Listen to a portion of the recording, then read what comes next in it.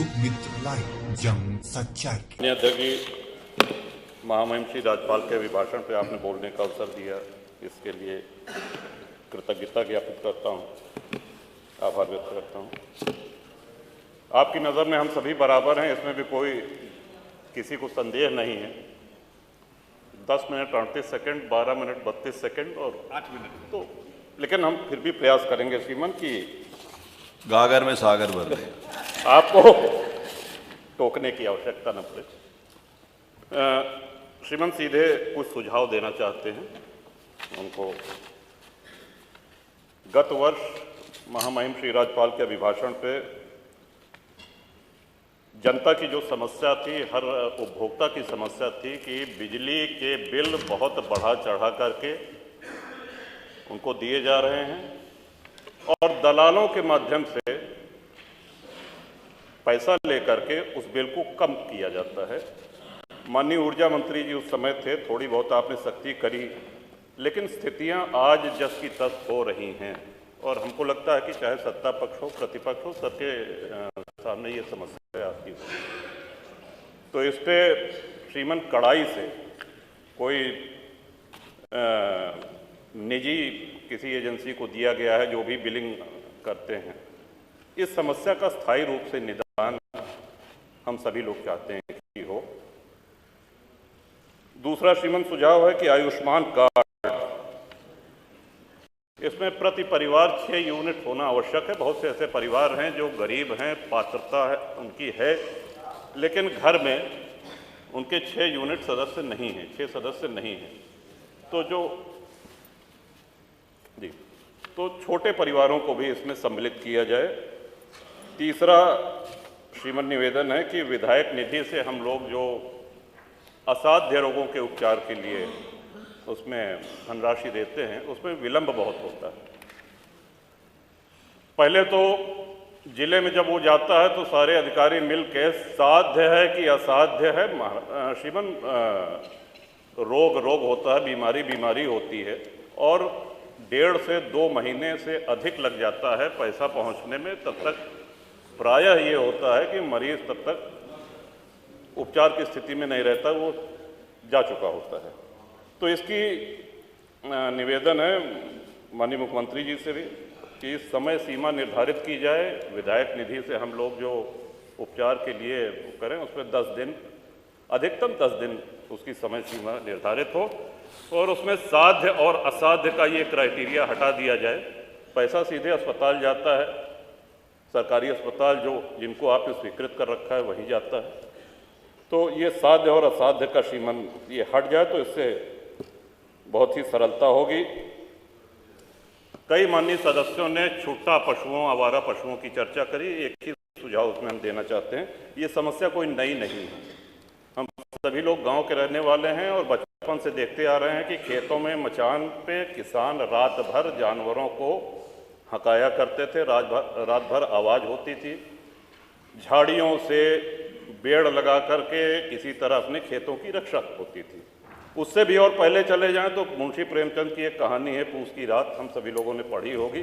तो उस समय भी ब्रिटिश काल में भी ये समस्या थी खेतों में आवारा पशुओं के चरने की। श्रीमान गौवंश को काटा तो नहीं जा सकता, मारा नहीं जा सकता है। हम ही लोग हैं जो अपनी गायों को छोड़ते हैं, जब वो दूध देने लायक नहीं रह जाती हैं, हमारी ही छोड़ी हुई गायें हैं और उसके लिए हमको स्वयं उनको घर पे रखना पड़ेगा। हाँ, एक सुझाव ये अवश्य है कि अगर हम ब्याज मुक्त ऋण अपने खेतों को बाड़ेबंदी करने के लिए किसानों को दें तो इससे बहुत हद तक समस्या का समाधान हो सकता है। बगैर ब्याज के किसानों को तार बांधने के लिए, बाड़ेबंदी करने के लिए ऋण दिया जाए। श्रीमान, अब मैं आना चाहता हूं कि इस सदन में इस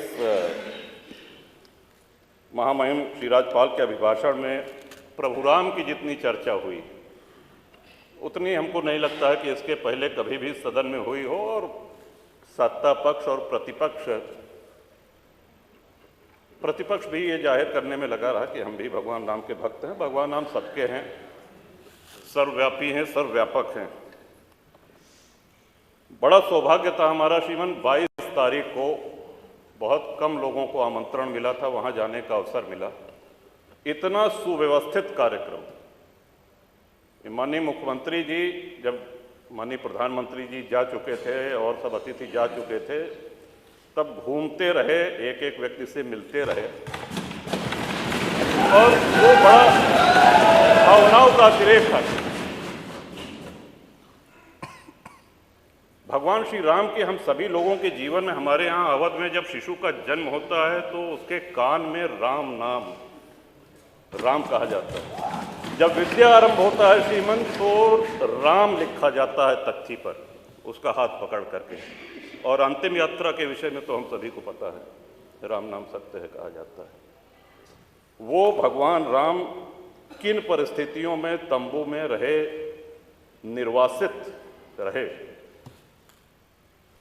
इस बात की प्रसन्नता इतनी गांव-गांव है। कोई ऐसा गांव नहीं होगा जहां भंडारा ना हुआ हो, कोई ऐसा गांव का पुराना मंदिर नहीं होगा जहां रंगाई पुताई न हुई हो, कोई ऐसा गांव, कोई कस्बा नहीं होगा जहां भंडारा न हुआ हो, जहां दिवाली न मनाई गई। और सभी प्रसन्न थे। और आपको भी श्रीमान, इस बात का हम सभी लोगों की ओर से आभार है, आपने तय किया है कि हम सभी लोगों को दर्शन कराने ले चलेंगे। कुछ विधायक अभी चर्चा कर रहे थे कि हम लोग जाएंगे कि नहीं जाएंगे। इस पे चर्चा मेरे विचार से आपके नेतृत्व में, और आप दल से बहुत ऊपर हैं, आपको हम सभी लोगों ने अपना विश्वास व्यक्त किया है, चाहे वो सत्ता पक्ष हो चाहे प्रतिपक्ष है। तो ये यात्रा आपके नेतृत्व में हो रही है, तो मेरा सुझाव है कि सभी साथियों को, सभी विधायकों को खुशी खुशी चलना चाहिए। ये कोई राजनीतिक यात्रा नहीं है और उसका अहोभाग्य है जो जाए।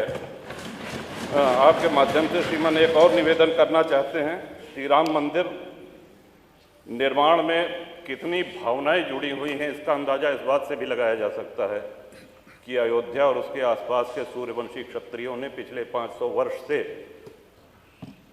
साफा नहीं बांधा, पगड़ी नहीं बांधी, छाता नहीं लगाया। विवाह में दूल्हे को साफा बांधा जाता है, पगड़ी बांधी जाती। उनका वो प्रण प्रतिज्ञा आज पूरी हुई है। कितने लोगों की इच्छा, कितने लोगों